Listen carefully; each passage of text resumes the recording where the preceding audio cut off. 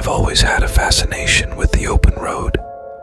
There's something liberating about the way the asphalt stretches out before you, promising adventure and escape from the mundanity of everyday life.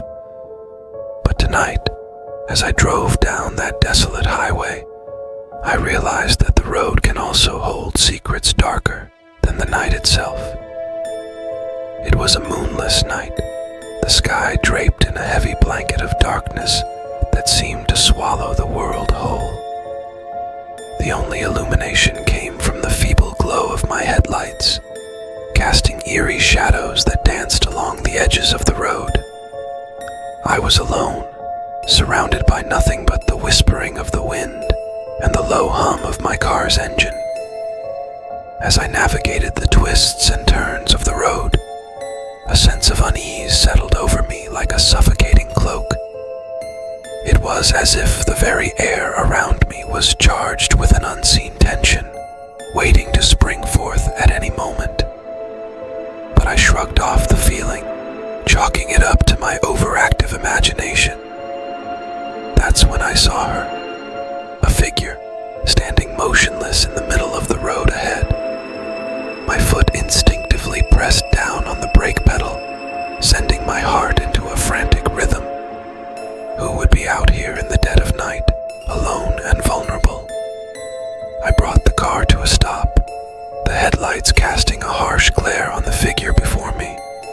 It was a woman, her form obscured by the darkness, her presence sending a chill down my spine. I called out to her, my voice barely more than a whisper against the vast emptiness of the night. There was no response. Part of me wanted to turn around and flee, to leave this strange encounter behind me and never look back. But another, more stubborn part of me urged me to investigate further. Maybe she needed help. Maybe she was lost or stranded. With a deep breath, I stepped out of the car and approached the woman cautiously. The air seemed to grow colder with each step, the silence of the night pressing down on me like a weight. "Are you okay?" I called out, my voice trembling slightly. Still, there was no response. I reached out to touch her shoulder, my fingers brushing against the fabric of her dress. But before I could make contact, she began to move. Slowly, impossibly, she turned to face me. And what I saw chilled me to the bone. Her eyes were empty voids, devoid of any light or life. Her lips curled into a grotesque smile, revealing rows of razor-sharp teeth. I stumbled back in horror, my mind reeling at the sight before me.